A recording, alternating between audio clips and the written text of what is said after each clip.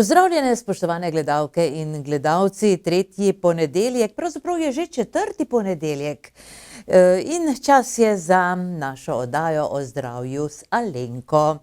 Lepo pozdravljeni v naši družbi, mesec je minil, ne, kot biks, tako vedno pravimo, morda celo je odveč to vso jamaranje, ne, ampak novoletni prazniki so mimo, ne. Upam, da je najina zadnja oddaja pomagala nekaterim, ki so se prenajedali, ali so morda kaj preveč spili, je bilo kakšnih slišati kaj nenavadnega, so bili kakšni problemi v ambulanti? Nekateri so bili kar hvaležni za kakšne recepte za mačka, ampak ja.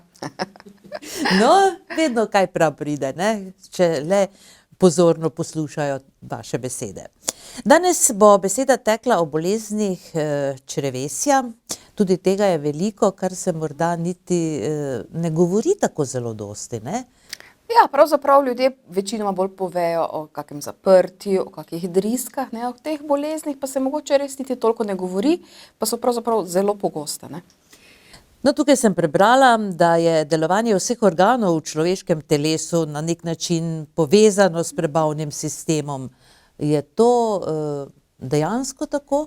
Dejansko je res, ne, ker prebavni sistem sega vse od ust, v ustih se začne in se z danko konča, ne. In vedeti tudi moramo, da je naš prebavni sistem naš največji imunski organ. Najbolj vpliva na našo imunost, jo nekako regulira, usmerja in zato je tudi kar dosti bolezni izhajano iz tega dela. Tako da je zelo, zelo pomemben organ, pa na njega kar včasih malo mogoče ne da pozabimo, ampak se o njem toliko ne pogovarjamo. Prihajajo ljudje recimo v vašo ambulanto z problemi, ki jih morda opisujejo na takšen ali drugačen način. Vemo, ne, recimo zaprtje, driska, s takimi... In težave z želodcem, ne. Tega je pač največ, ne. Sploh težav z refluksem, z vnetjem želodčne sluznice. Ampak zdaj z črevesjem samim se mogoče začnejo ljudje ukvarjati bolj takrat, ko pri 50-ih prvič dobijo povabilo na svit. Takrat se prvič začnejo o tem mogoče malo bolj razmišljati, ne. Je pa res, da je v zadnjih letih ali pa mogoče desetletjih kar velik porast te vnetne črevesne bolezni.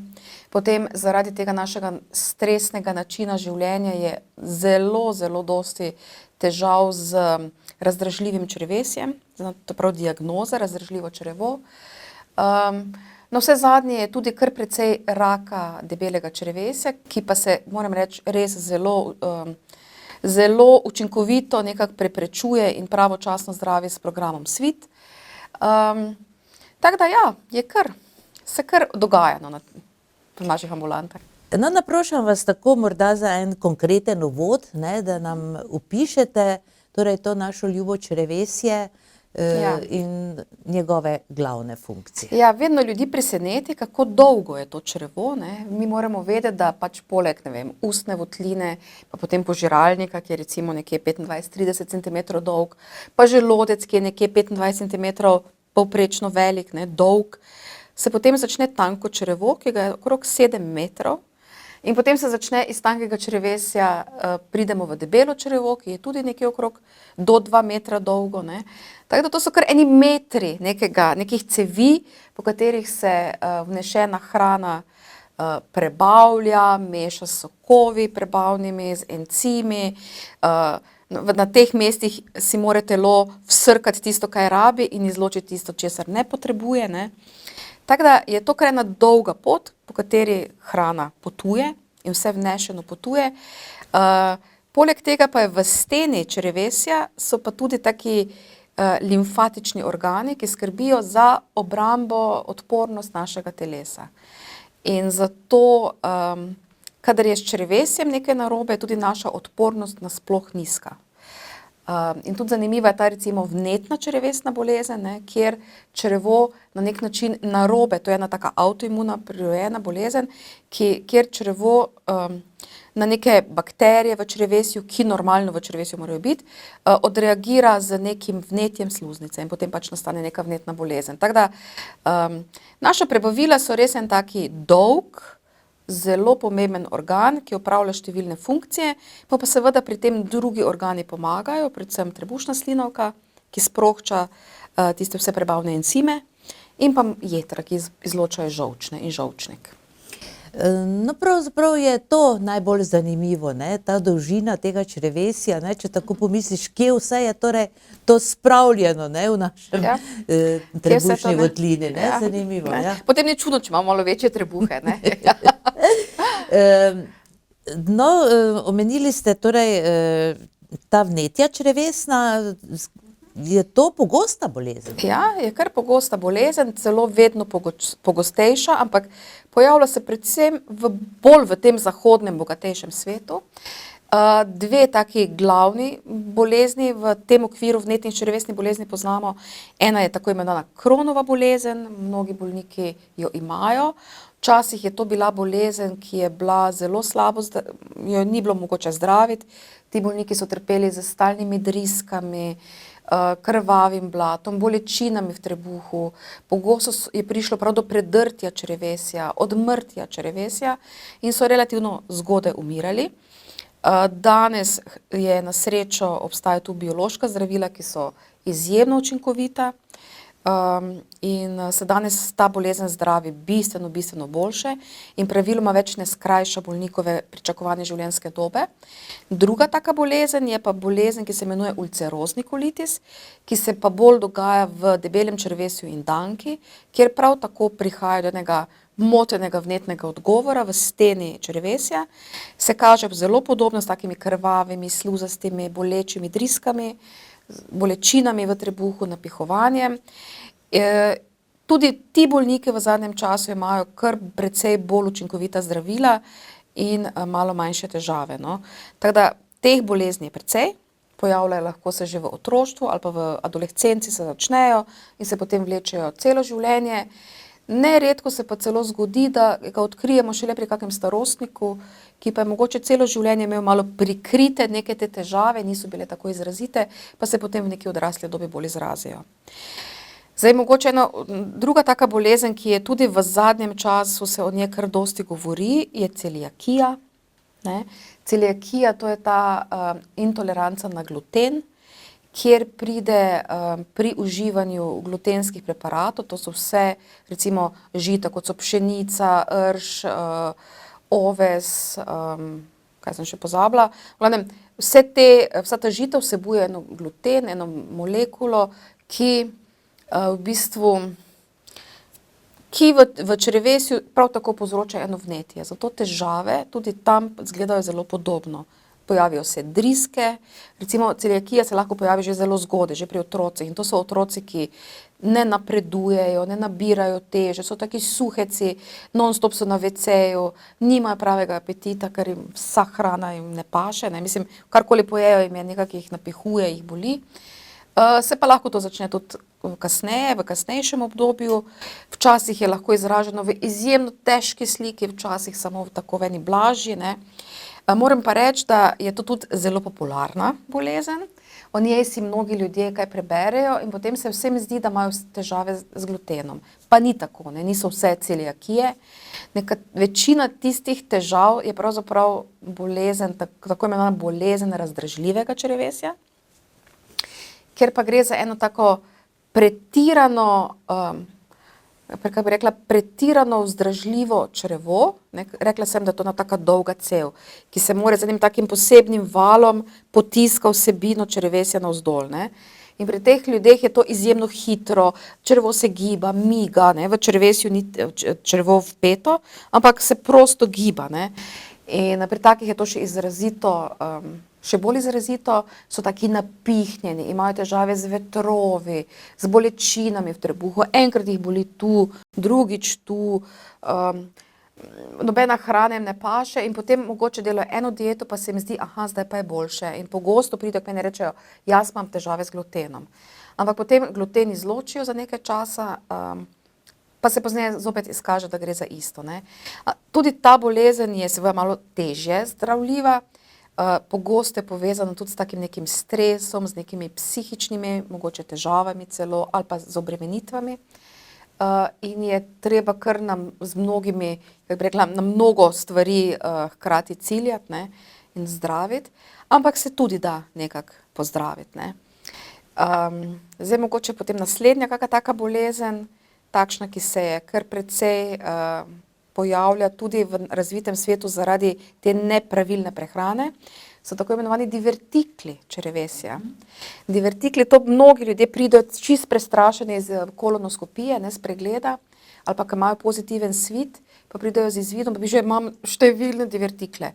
Divertikli niso sami po sebi nič nevarnega, to ni nobena rakasta sprememba, so v bistvu take izboklinice, ki nastanejo, take vrečke, ki se obesijo iz stene črevesja in praviloma ne delajo težav, seveda pa ker mi jemo mnogo preveč, jemo dostikrat kako tako hrano, ne vem, polno zrnate hrane, nekako v enem času je bilo kot moderno, ne, da se je vse polno zrnato, kot da bi to bilo bolj zdravo.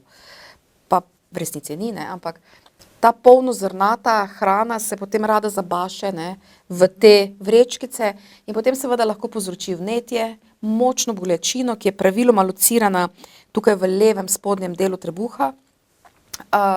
Lahko ljudi strašno boli.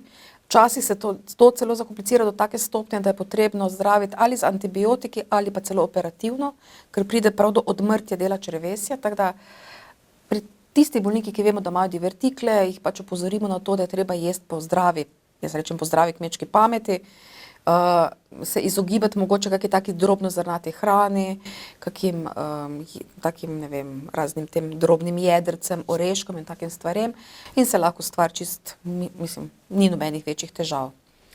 Potem so ti nesrečni polipi, ne, ki so odgovorni za številne kolonoskopije, ki so seveda včasih se ti polipi razvijajo v rakaste spremembe, ne pa zmeraj, ne, na srečo ne, pogosto so samo znak nekega nadraženja črevesja in v bistvu nastane kot ena mala oteklinica, ki izgleda kot polip.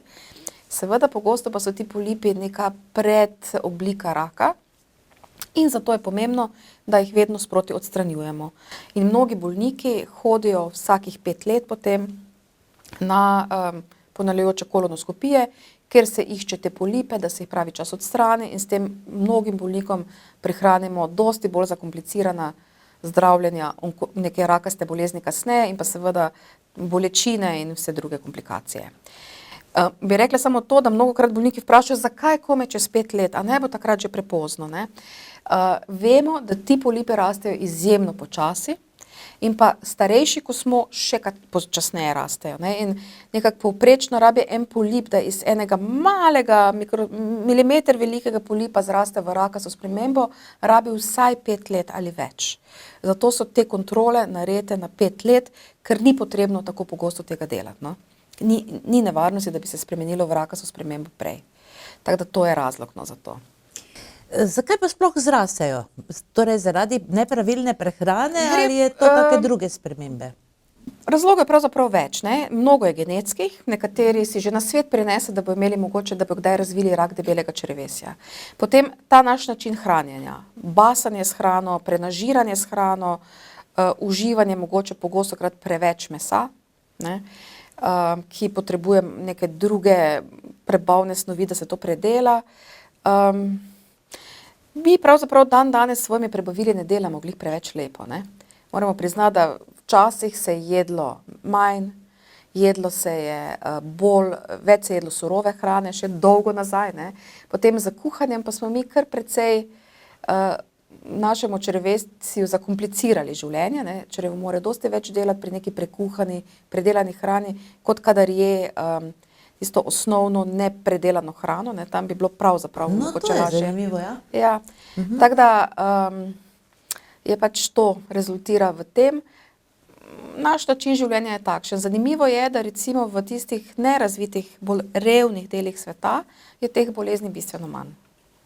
Verjetno je enako tudi s temi divertiklimi, kot ste omenjali. Absolutno, ja. To so pa res posledica enega takega. Kako si lahko to predstavljamo, te divertikle, no? To se, če si predstavljamo, recimo, jamice take. Kot neke, z notranje strani izgleda seveda kot ena luknja, ne, ki se potem nadaljuje v neko vrečko. Ampak če si, vsak od nas je verjetno že videl, kako izgleda črevo, ne, ena taka pač neka cev, recimo. Jaz recimo to vem, včasih razložim tako, če mogoče ženske to bolj vejo, ko imamo nogavice, ki se na kakem mestu malo preveč raztegnejo, ne, je cel, potem pa na enem mestu pa lahko nekam še v eno izboklinico napašeš malo več nečesa bi lahko, ne. Tako da, takrat ena izboklina iz tiste cevi.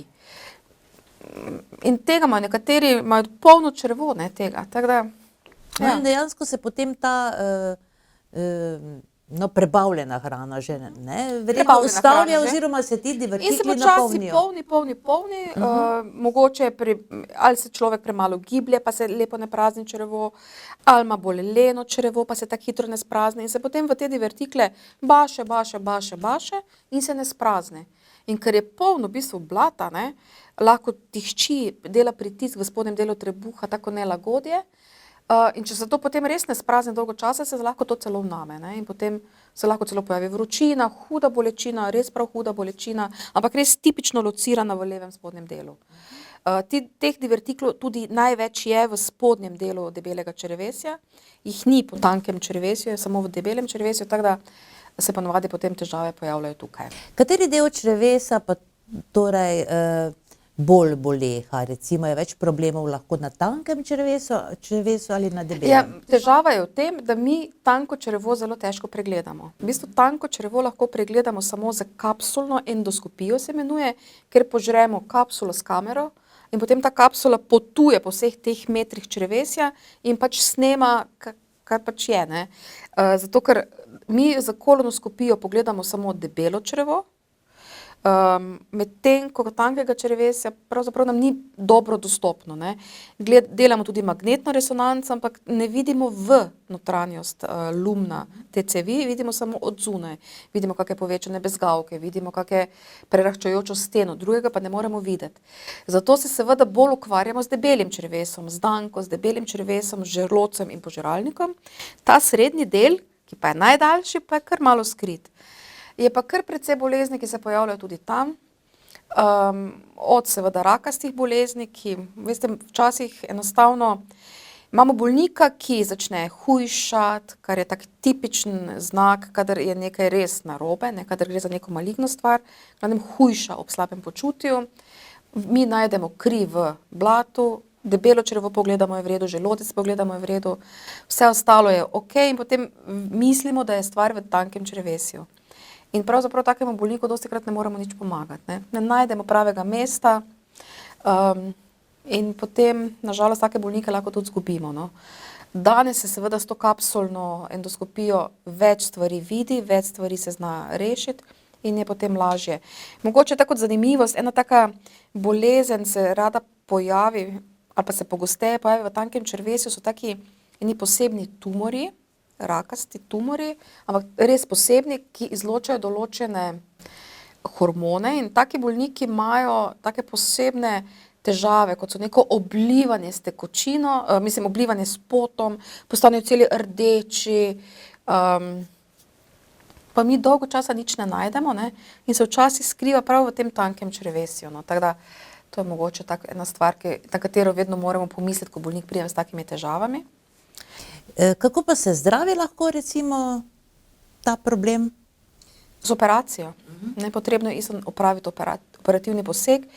Vendar, če si predstavljate, ne, da ko kirurg odpre trebuh, je noter ena, črevo je tako z enim takim posebno, tako pripeto samo v eni točki na črevo in v bistvu ostalo je prosto, ne. In kirurg tudi mora vedeti, kje je kaka stvar locirana, ker tega ne vidi kar s prostim očesom, ne, mislim, to je znotraj črevesja, ne, tako da on tudi mora vedeti točno, kam mora iti in kje mora opraviti poseg, da bo lahko to naredil, ne. Tako da ni tako enostavno vedno, no. Da se vrneva še malo na, torej na driske in seveda tudi zaprtje. Vsi smo najbrž že doživeli to, ne? Eno in drugo, Recimo, ne, ja. v kakšnih primerih se zgodi zaprtje in v kakšnih primerih driska? In to recimo do stanja, da moramo obiskati zdravnika. Ja. No, najprej mogoče res opozorilo. Kadar se driska in zaprtje izmenjujeta, takrat morate obiskati svojega zdravnika. Če ste vi zaprti 3-4 dni, potem imate 2 dni hudo drisko, potem pa ste zopet 4 dni zaprti, tako da vas vse boli, pa zopet 3 dni huda driska, To je nekaj, kar nas skrbi. Medtem ko ljudje, ki so stalno zaprti, ali pa ljudje, ki imajo stalno drisko, praviloma nimajo, pri stalni driski je lahko seveda katera od teh vnetnih črevesnih bolezni, ampak praviloma ne gre za neke hude bolezni. Zdaj pogosto prihajajo ljudje, ki in reče, da imajo drisko, pa v bistvu imajo samo mehko blato, to je razlika. Driska pomeni, da iz nas teče voda, no, dobesedno, ne? Ni blata, ampak je vodeno. Tako da mehko blato in driska sta dve različni stvari, ne? Zaprtje pa ima lahko več razlogov, moram reči, najpogostejši razlog danes so zdravila, ki bolniki uporabljajo, predvsem zdravila za lajšanje bolečine, so zelo pogosto glavna težava, mislim, zakaj je bolnik zaprt. In potem je seveda mnogo načinov in receptov, kako pri tem pomagati, ne. Pomembno je, da bolniki, ki vidijo, da jih zdravila zapirajo, je fajn, da prvič že sami začnejo skrbeti za odvajanje blata na isti način, kot učimo recimo male otroke, da se navajajo, ne vem, na kahlico, na take stvari. Prva stvar, ki je potrebna, je treba imeti red, ne. Bolnika je treba naučiti, da bo šel vsaki dan ob isti uri na WC sedeti in čakati, kaj se bo zgodilo, ne. Nič pritiskati, ampak čakati, da se nekako vzpostavi en notranji ritem, ne. To že lahko fejst pomaga. Potem najprej seveda začnemo z takimi, rekla, domačimi recepti, ne. Fajn je kakšno suho sadje malo več jesti, kakšne kivije, ne. Pomembno je in zelo pomembno, mogoče na prvem mestu treba povedati, da je treba dovolj piti. Pri nas imamo tudi ta donat, ne, ki je eno tako čudežno zdravilo, sploh za odvajanje. Kadar imamo zaprtje, je treba donat segreti. Navaden donat, samo zluftan na luftu, ne, tako to. Pacienti rečejo, jaz sem topel donat, ampak mislijo, da imajo samo ga odprtega čez noč. To ni topel, ne. To je še vedno hladen donat, ne. Donat je treba segreti in spiti toplega, tako da grejo mehurčki skoraj da čisto ven. Če pa imamo težave z želodcem ali pa nasploh z nekim napihovanjem, napenjenjem, takrat pa pijemo takega normalne temperature. Tako da najprej poskusimo s tem. Če pa za vsemi temi ukrepi ne gre, mogoče še en dober recept, ki res deluje, je to, da si zmeljemo laneno seme, treba ga je zmleti, ne celega, in ga mogoče natopimo, zvečer ga damo v jogurt, eno žličko, čajno žličko tega zmletega, ali pa vse malo, ne rabi biti čisto drobno, ampak tak zmlet v navaden jogurt in potem to zjutraj pojemo in gremo ob isti uri vedno na WC sedeti, no. To se po 14 dneh, to traja 14 in 3 tedne, da se spostavi ta ritem in moram reči, izjemno učinkovita stvar. Ampak je treba biti pač vztrajen, ne. Ljudje grejo dvakrat, rečejo, to ne deluje, dajte vi meni neko zdravilo za to, ne, ker je seveda to dosti lažje. Ampak res se to splača, ker si lahko to ljudje na takšen način uredijo. No, ampak ko pa seveda s tem ni pravega uspeha, je pa potrebno poseči po kakih zdravilih. Na voljo imamo razne stvari, od nekih odvajalnih čajev do tablet, raznih rastlinskih, ki se dobijo v lekarni, potem do kakšnih svečk. Čeprav mi pravzaprav najrajši vidimo, da bolniki ali si kupijo ali dobijo pri zdravniku ene sirupe, ki so pravzaprav narejeni iz celuloze in ne povzročijo navajanja črevesa na tisto sestavino, ki pomaga. Moram reči, da mnoge sestavine, mnoga odvajala, ki se v lekarni kupijo, so bolj problematična kot ti sirupi, ki se celo na receptu dobijo, ne. Tako da je to mogoče neko uporabljanje nekih svečk ves čas ali pa nekih zeliščnih tablet, ki se dobijo za odvajanje, ni priporočljivo. Vse to tudi v lekarni vedno opozorijo uporabnike, da pač to je za en krajši čas, potem je treba poiskati druge možnosti, ne. Tako da z tem sirupom pa mi bolnikom svetujemo, tisti, ki imajo kako taka zdravila, ali pa tisti, ki imajo tako zelo leno črevo, recimo nepokretni bolniki, ki se nič ne gibajo, imajo seveda izjemno leno črevo in imajo strašne težave s tem. Pri takih bolnikih svetujemo, da vzamejo sirup vedno zjutraj na tehče, 1 ali pa 2 kuhinjski žlici in vedno jaz vedno rečem, ali deci tople vode ali pa deci toplega donata. In to je učinkovito in deluje in je v redu. Potem je pa še eno stanje pri kakih bolnikih z rakom, ki pa dobivajo narkotike, ta najmočnejša zdravila, tudi izjemno močno zapirajo in potem bolniku poleg bolečine naredimo še težavo z zaprtjem. Ti bolniki praviloma bi naj takoj že ob uvedbi te sirupe dobili, če pa ne gre s tem, se pa dobi tudi eno zdravilo v obliki injekcije, ki se bolniku da, ko je fejst, ko ima bolečino zaradi zaprtja in se takrat pač sprazni v naslednjih nekaj urah. Ampak tisto pač treba ponavljati in to gre res že za tiste najtežje oblike. To pomeni, da, samo da se še vrnem na eno vašo izjavo danes tukaj in sicer, da torej uživanje torej teh raznih polnozrnatih zadev, ne, da pravzaprav lahko škodi, ne, to me je presenetilo danes. Se veste tako, vse polnozrnate zadeve same po sebi so čist v redu, ne, ampak problem je, da bi bilo treba ob tem izjemno dosti piti. Ne, in izjemno dosti piti pomeni, da če mi jemo, ne vem, dosti polnozrnate hrane, je treba spiti vsaj 2,5 litra tekočine na dan. Ker drugače pa to se ne raztopi, to ne gre narazen in se potem baše v te divertikle, kamorkoli že. Tako da se ne, da je ta hrana ni v redu. Je v redu. Bom rekla, nič ni mogoče boljše od kakšne druge, ampak je pa treba potem res zelo dosti piti. Ne? In ta nesrečna tekočina je po moje en glavnih razlogov, zakaj ljudje imajo težave z odvajanjem blata. In ko se nekako navadijo piti, dovolj piti, se te težave praviloma same od sebe rešijo. Pa če se mogoče kar še naveževa na drisko, ne? Kjer je pa to pitje izjemno pomembno. Ne? Med ljudmi se nekako ustalilo neko mišljenje, da je treba na dan spiti 1,5 litra. In tudi recimo, ko ima človek drisko, se mu zdi, da treba spiti 1,5 litra in pride reče, jaz toliko pijem, ampak se pa že čisto slab. Ko imamo drisko, je treba spiti 3,5 litre, 4 litre, je treba ogromno piti, ker tudi mi ogromno izločimo. Ne? Tako da je res treba to tekočino absolutno abnormalno nadomeščati. 1,5 litra je za vsakodnevne potrebe. Ne?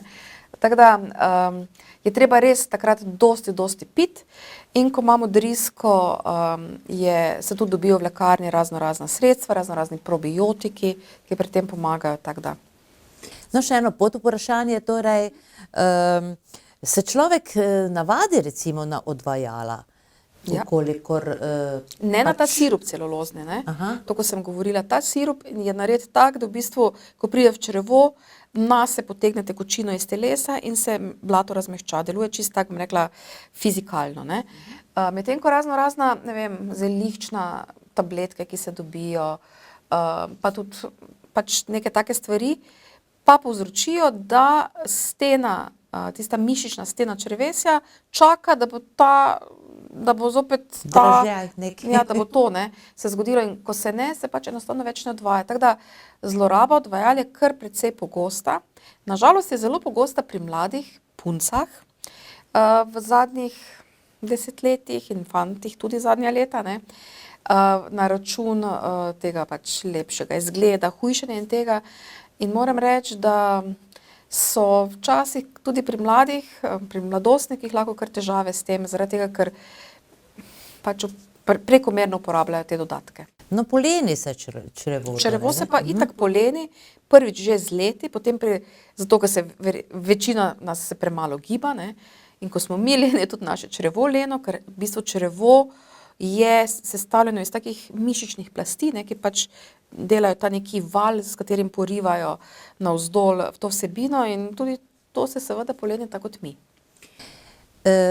Velik vpliv torej na delovanje črevesa pa ima torej tudi trebušna slinavka, ne, kot ste že povedali uvodoma, torej neki encimi, ne, se ustvarjajo. Za kakšne encime gre torej? Ja. Trebušna slinavka je res en taki poseben organ, ne, takšen, ki je sicer kar tako malo skrit, ampak ima izjemno pomembne funkcije v našem telesu in hudo je, ko je z njo nekaj narobe. No.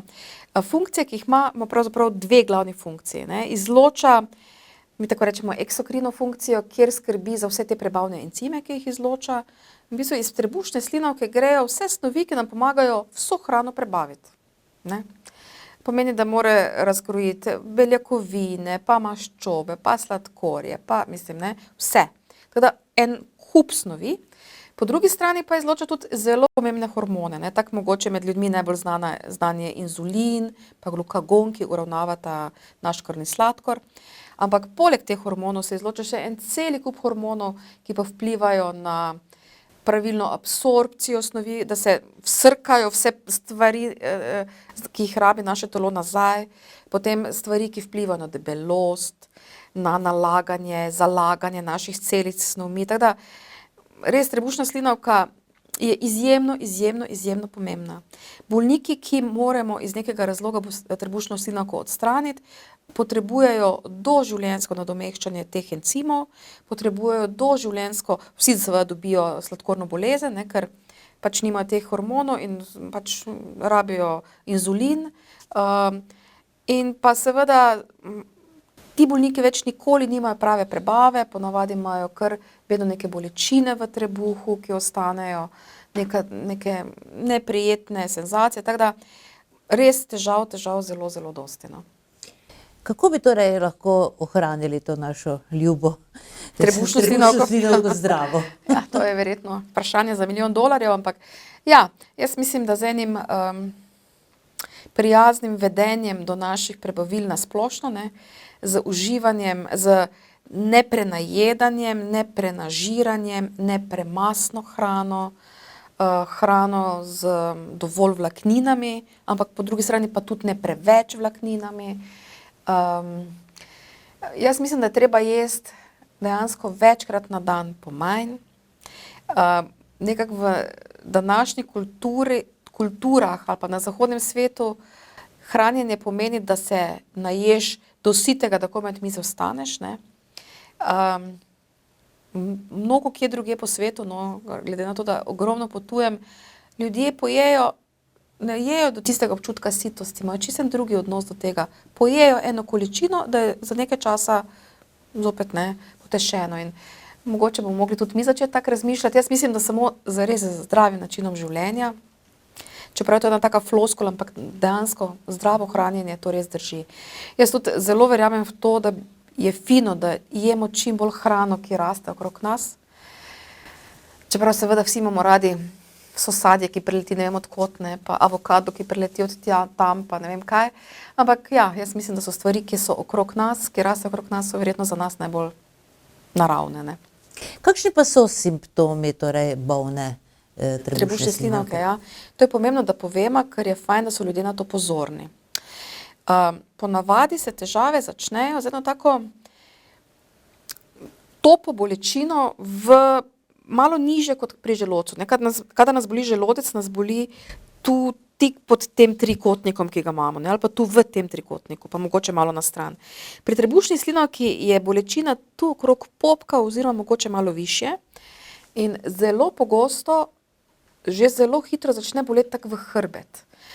Daje eno tako topo bolečino, nelagodje v hrbet. Tako ljudem nikak ne paše, jih ves čas nekako boli. Če ob tem še neko napihovanje, mogoče kakšna driska ali pa niti ni nujno, no, ampak že ta sama bolečina, ki nekam seva nazaj v hrbet in je topa, ni tista, kot je recimo pri hrbtenici, je tudi lahko takšen občutek, ne, ampak tista bolečina je taka pekoča, mogoče bolj taka rezajoča, medtem ko tu gre za eno topo bolečino, tako neko nelagodje sprva. In pri trebušni slinavki se na žalost zelo hitro pojavi tudi izguba telesne teže.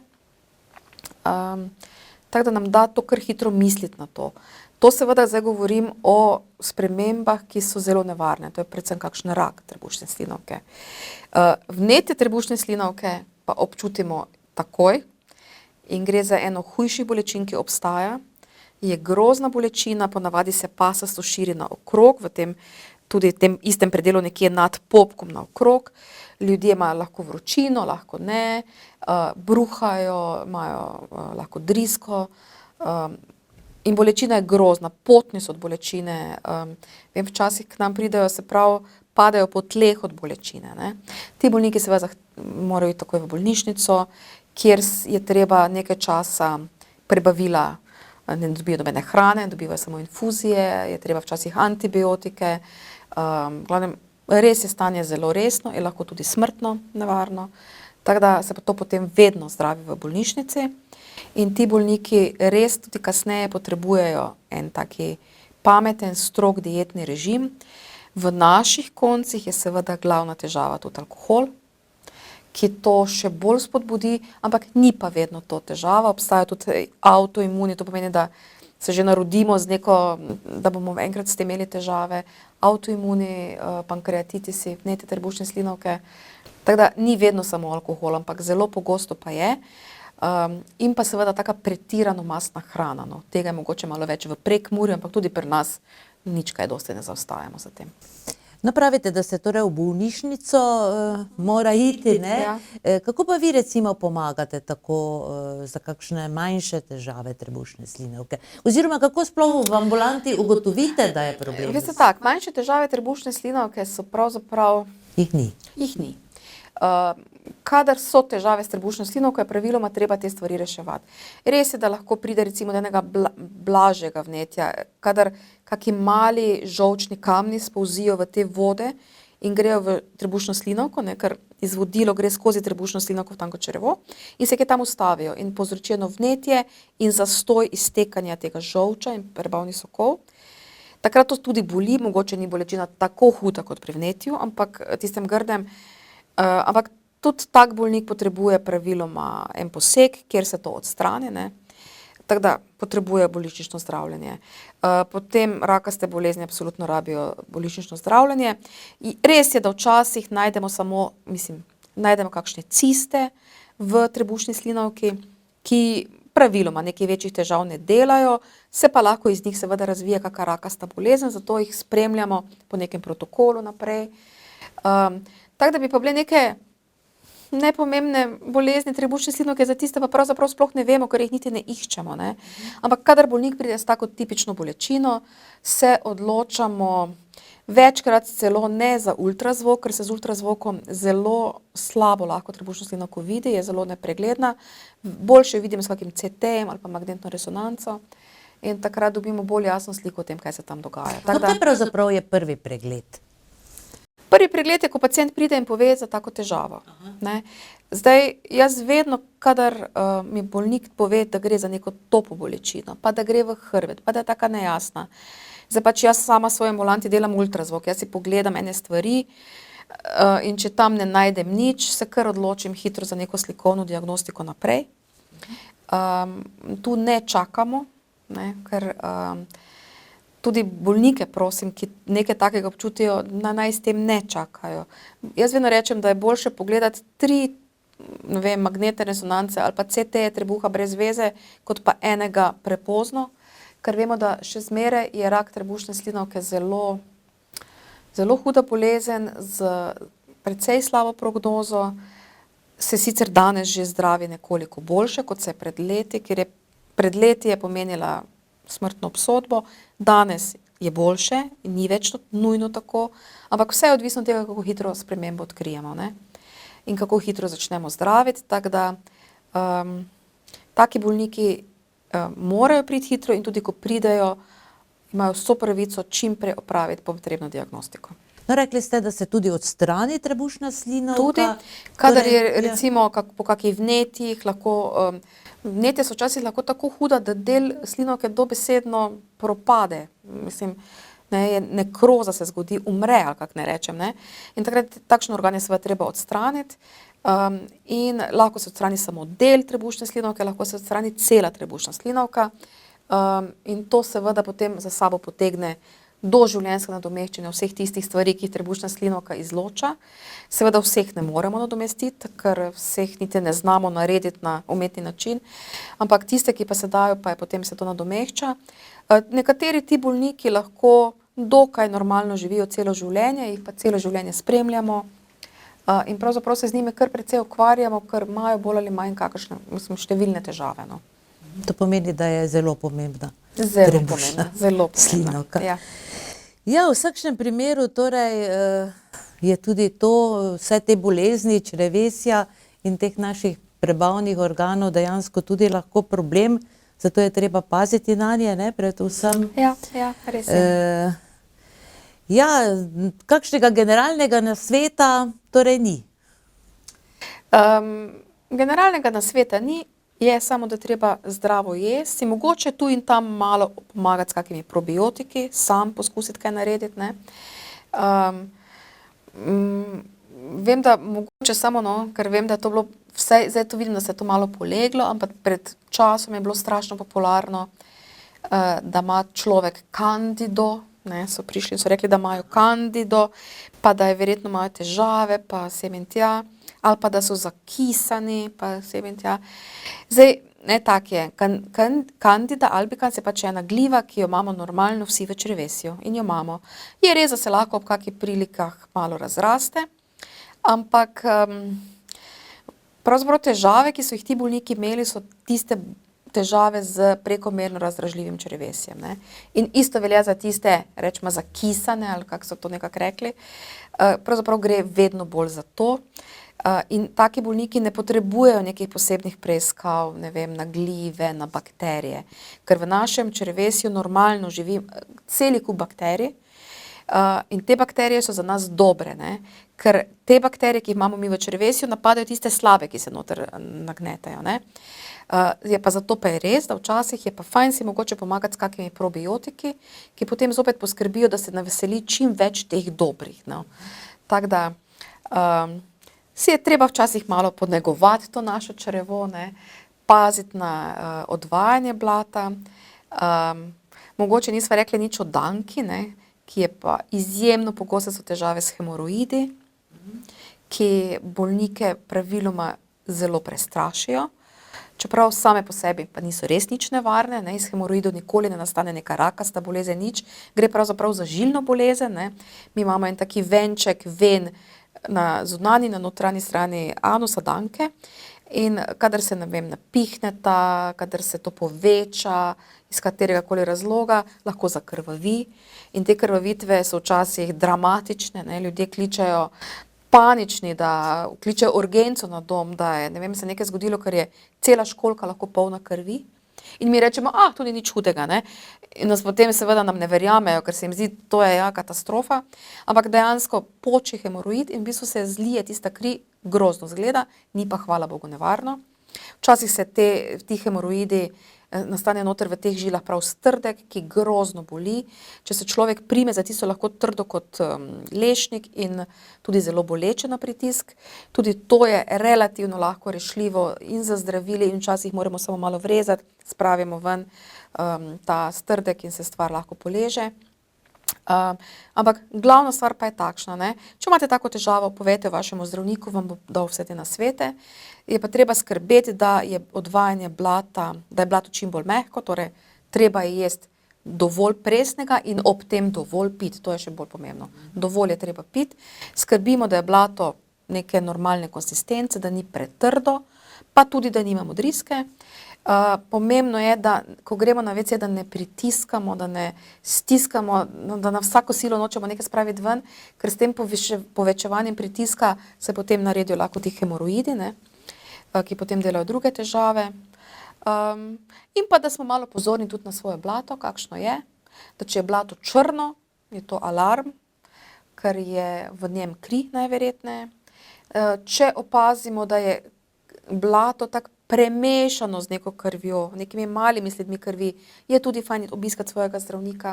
Kadar pa opazimo samo na papirju polno sveže rdeče krvi ali pa pravim ob odvajanju kri, ki kaplja, ne vem, v školjko, bomo seveda se o tem tudi pogovorili z zdravnikom, ampak tukaj praviloma gre bolj za hemoroidalno bolezen. Če imamo kako tako lepljivo blato, sluzasto blato, je tudi fajn to zdravniku povedati, ne, pa ob tem bolečine v trebuhu. Tako da, moramo se pač opazovati in dovolj piti. In v vsakem primeru imeti dovolj volje, ne, in oditi k zdravniku. Ja, to je res verjetno je. potem tudi najboljša rešitev v tem primeru. V takem primeru, ja. Alenka, hvala lepa za danes. Hvala vam. Seveda smo veseli vseh nasvetov vaših, tako kot vedno. Tako da vsem našim gledalcem lahko zaželiva samo še veliko zdravje in naj pazijo nase. Ampak ste omenili seveda že SVIT program, nacionalni program, torej verjetno je res prav, ne, da Ja, res. opravimo. Hvala za opozorilo, dajmo naše gledalce, ne, opozoriti, da program SVIT je resnično rešil že mnogo življenj. In jaz mislim, da je najlažje tisto blato, ko dobimo obvestilo, se na tisto javiti, blato poslati. In tudi če dobimo pozitiven izvid, to še niti približno ne pomeni, da imamo rakasto bolezen, pomeni samo, da nekje pač izgubljamo kri in je fajn, da se to pogleda.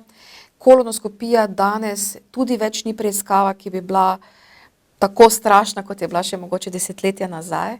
Da se tudi pomagati. Bolniki imajo možnost in pravico, da dobijo ob sami kolonoskopiji eno pomirjevalo, ene vrste uspavalo, da pravzaprav se kasneje ničesar ne spomnijo in da preiskava ne boli. Tako da ne se bati tega, to je treba narediti zato, da si prišparamo dosti večje komplikacije enkrat kasneje. No, zakaj so pravzaprav ljudje tako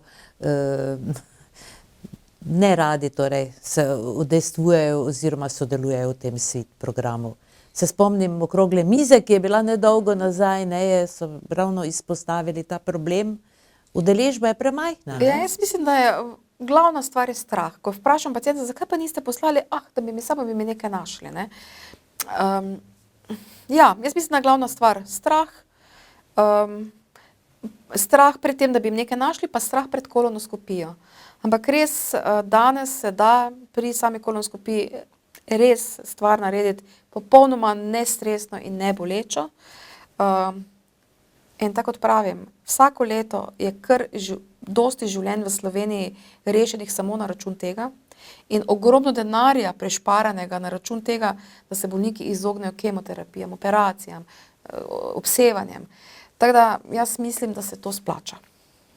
So ti nacionalni programi, jih uvajajo tudi v drugih deželah oziroma v drugih državah, ali je to samo... Nekaj držav je, kjer to je, praviloma gre za zelo bogate države, ne? Tako da mi moramo reči, da v tem našem ljubem zdravstvu, ne, ki trenutno, kakršnokoli že je, ne, moram reči, da glede na sredstva, ki ga mi v Sloveniji porabimo za zdravstvo, jaz z vso svojo odgovornostjo trdim, da imamo, če gledamo na sredstva, absolutno eno najboljših zdravstvenih sistemov na svetu.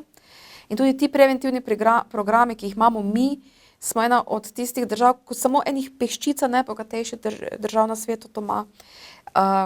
In v bistvu je to nekaj, na kar bi mogli biti ponosni in veseli, da to imamo. No?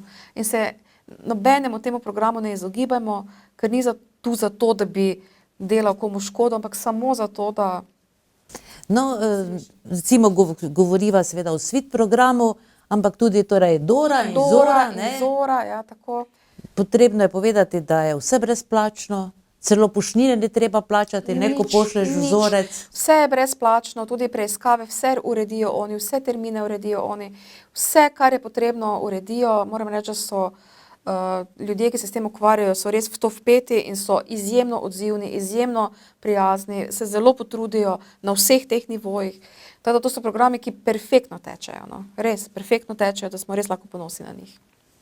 V vsakem primeru se splača sodelovati, ja, ne? Na vseh treh programih. Ja. Alenka, hvala lepa, torej še enkrat, da se ne zahvaljujem sedaj predolgo. Uspešno delo vam želimo in se že veselimo seveda naslednje oddaje v februarju. Hvala lepa. Tako, spoštovane gledalke in gledalci, kot sva povedali in kot sva vam že zaželeli, ostanite zdravi. Pa se vidimo torej kmalu.